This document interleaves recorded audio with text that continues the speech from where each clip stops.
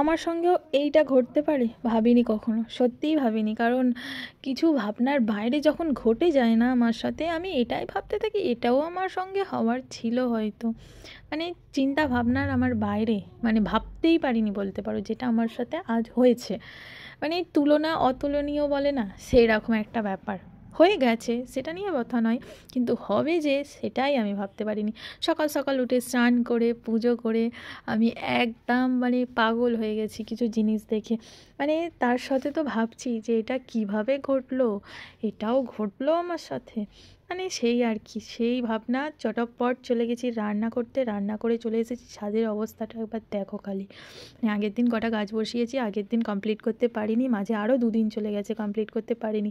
কারণ এটা আমার পক্ষে একার পক্ষে করাটা মানে সেই মানে কি বলবো, অসম্ভব বলতে পারো। অসম্ভবও নয়, সম্ভব, কিন্তু অনেকটা দিন লেগে যাবে আর খুব কষ্টও হবে আমার। তো যাই হোক, এই গাছগুলো মোটামুটি ধরে গেছে একদিনের মধ্যে। তো দেখো আজকে আমার এই গাছটায় কত জবা ফুল ফুটেছে, খুব সুন্দর লাগছে বেশ। আর ফুটছে এখন ইদানিং শীতকালে, তো দেখছি এই গাছটা বেশ ভালো ফুল ফুটছে। তো যাই হোক, বিকাল হয়ে গেছে, ঘুমটুম দিয়ে খাওয়া দাওয়া করে এসেছি। দেখো আজকে ও কত গাছ কিনে এনেছে, শুধু গাছ কিনে আনেনি, তার কারণটা আমি তোমাদের বলছি।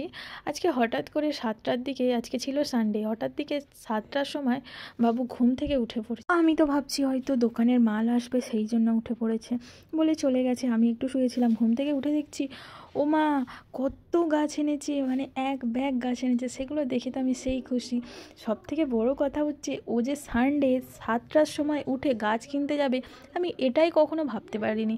মানে কি বলবো, এটা আমি মানে একদম সারপ্রাইজ হয়ে গেছি। এটা ভাবছি আমি যে এটাও আমার সাথে হতে পারতো, আর আমি না জেনে তো সত্যিই আজকে খুব খুব খুব খুশি হয়ে গেছি আমি এটা দেখে।